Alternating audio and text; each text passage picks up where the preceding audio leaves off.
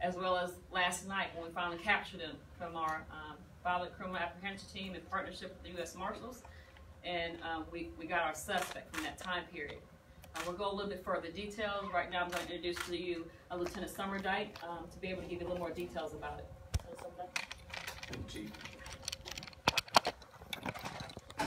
Hi, thank you. So, 2 years ago, I was standing up here guaranteeing we were going to make an arrest in this case. I think some of you were in the room then, and so here we are. We made an arrest in it.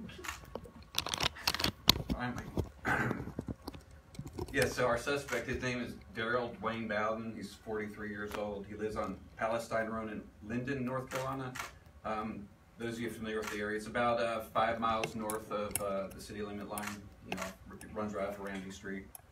So he's been charged with the 6 rapes that we attributed to the Ramsey Street rapists. You remember a couple years ago when we first brought it up in our press conference. So he's right now in Cumberland County Jail under an $18.8 million bond. His first appearance is going to be tomorrow at 2:30 p.m. So, you know, really this, you know, I think we proved 2 years ago when we did the, you remember we did the snapshot DNA genealogy, the phenotype testing to create that composite that we put out there. So I think we showed back then we're willing to try out anything and everything to solve these violent crime cases, and we continue to do so. So I think some of you in the room might have heard of the Golden State Killer case from earlier this year. So basically a service called genetic genealogy testing was used to apprehend that suspect. A company called Parabon Nanolabs, based out of Virginia, conducts that service. We sent them our DNA from the Ramsey Street rapist. They did their magic with it. You know, they looked at open source records, public family trees available online, and they were able to triangulate and figure out a strong person of interest for us. We were able to obtain his DNA, get it off to the state crime lab, and we got a match yesterday. You know, we got the guy. So yeah, I mean, we put a lot of time in these cases. You know, I think for 3 years I've poured my heart and soul in these and a lot of our other cases too. I'm sorry, it's just, and you know, I'm just glad we got the guy finally. You know, again, this really proves, I think, here at the Fayetteville Police Department, I mean, we take all these cases seriously. All these cases are important to us. Our victims, more important, they're important to us.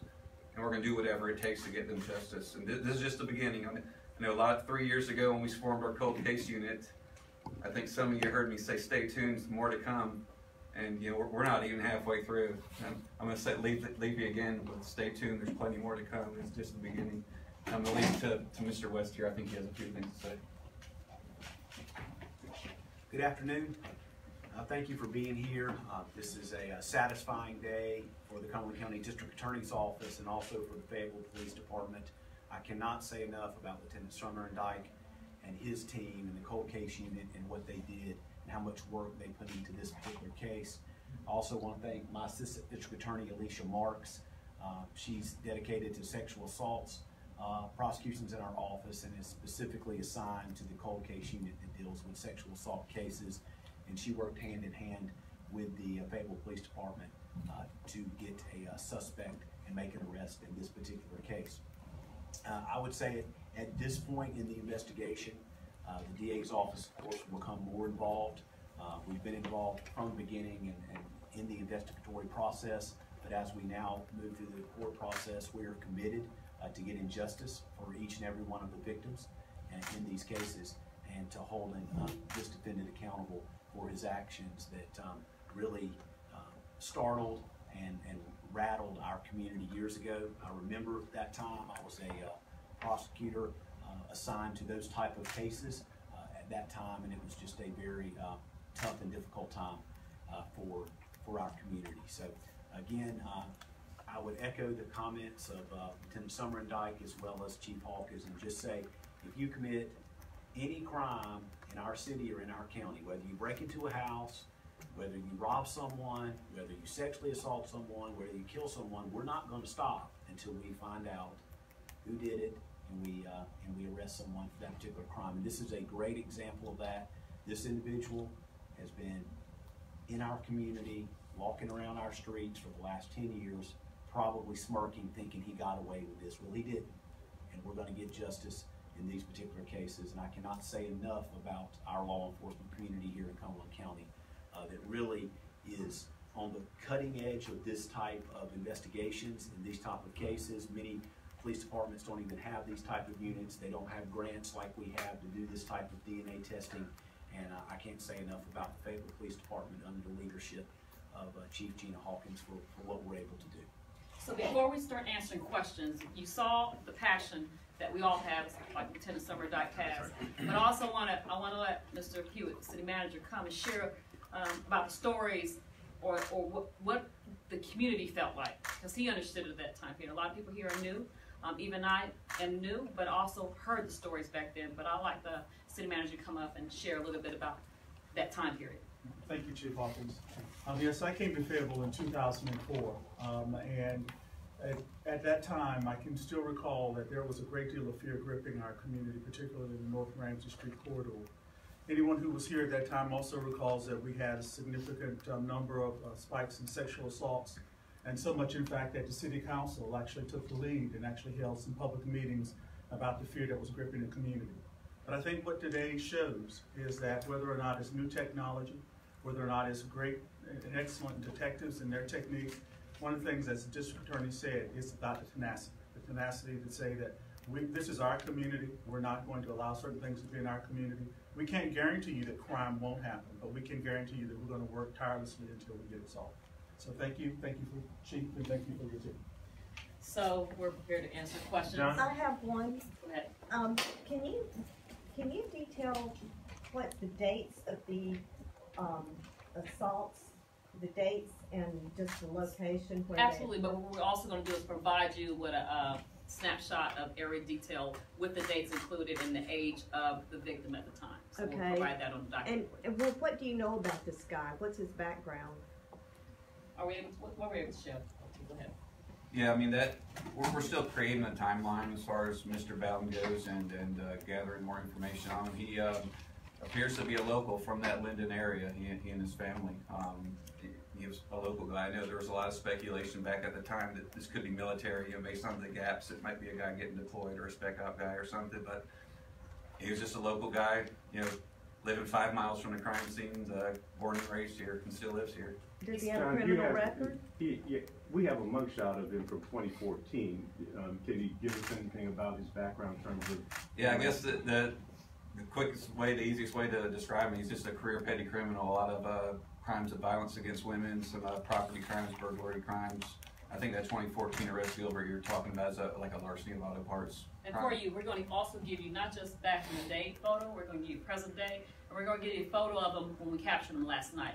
Because there might be things that trigger victims to remember what he looked like in the past, what he looks like today, because we don't know if he stopped or what's going on, but also that might have elements about him that might trigger a memory. So, John, you're emotional here. Can you tell us, have you talked with any of the victims since the arrest was made? You're emotional about it, and I'm sure they would be as well. Yes, Gil, I've reached out to 4 of the 6 so far. But they're spread about the country now. We're dealing with different time zones. The other 2, I've left messages. As soon as I leave here, I'm gonna go try and call them again, though. But they're emotional. Ecstatic is probably the most severe understatement of the century describing their emotion. Yeah, they're all very pleased. Yeah, finally getting them some closure. And why did it take 10 years to connect him to this? Yeah, so back then, like Chief said, this department spent thousands of hours starting in 2006 on these cases, and even though we had our issues with rape kits in the past, with these cases, I think we were pretty much on top of them. We were sending evidence off as soon as we got it. He was quickly entered into the national DNA database in 2006, after the second rape. Just no hits to date. He has barely skirted the system, probably going back 25 years. He got a felony conviction before that law came into effect, mandating DNA collection. He got an arrest for a peeping Tom just a couple years before that law came into effect, mandating DNA collection. The 2014 arrest was a felony, which if he was convicted of a felony in 2014, we would have got his DNA, but unfortunately that didn't happen, so we didn't get his DNA. So he's been on the edge of getting DNA collection for years, and it just didn't happen. That's just the way it happened. And you know, with this new technology, with our commitment to use every technology out there to solve violent crime, we were able to get them identified. Talk about the way you use the DNA. You had to wait till you get a court order to get his DNA. But is his DNA going to connect him to other unsolved rapes, or had you already concluded that these are the only 6 that he's responsible for? Well, for us locally, so we had 4 of our 6 cases were entered in the National DNA Database. So any other cases nationwide entered in that nationwide database, we would have got case-to-case hits. So if departments were doing what they're supposed to do and send off all their evidence, and this should be a prime example to every police department out there, send off your rape kits. You know, this state has a 15,000 rape kit backlog, and I'd be willing to bet that his DNA is probably in at least one of those 15,000 unsubmitted kits, along with several other serial rapists. So, yeah, just with our commitment to get these kits sent off back then, you know, we got them uploaded and entered. I know there's a lot of relief now, but how frustrating is it that he's been in jail before he was right there and somehow slipped it? Like I said, that's just the way it played out. You know, if it had played out different, you know, maybe we'd have got that break earlier, but it didn't. But we are committed to using every available technology on this case, starting in 2006, and the technology finally caught up to him. We've got time for about 2 more questions. Okay, I have a question. When you were speaking about the DNA and about using one of these sort of genealogical or whatever DNA testing site, does that indicate that you had to go through some type of a family member or to get going that route? Well, no, and when they do the press release, there'll be a link to Parabon Nanolab's website that'll explain that process more in detail. Okay. My understanding that they upload that DNA into a public genealogy database, and then they're able to gather information based on results from that. So DNA he was in that database? He was not. Family members who had uploaded their DNA for genealogy purposes were there, and then they're able just to triangulate based on all the different matches they got.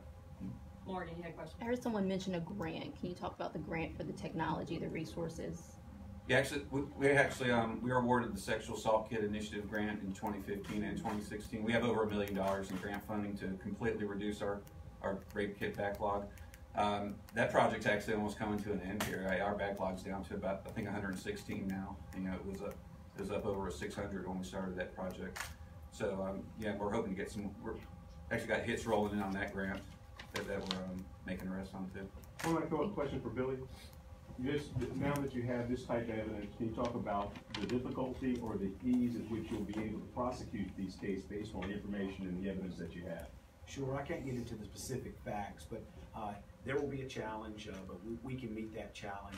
We'll have our legal assistants begin making contact with these individuals and providing whatever services that they need, and also getting all the information we can from them. I know that Lieutenant Summer and Dyke and his team, there'll be an expansive investigative file in this case, and when that file comes over to the DA's office, we'll review that and determine the appropriate charges for the grand jury at that point. So we've got multiple victims, multiple crime scenes, multiple dates of offense. So something like that is always challenging, but I'm sure Ms. Marks being prosecuting the case, there'll be several others in the office that are involved in the case as well.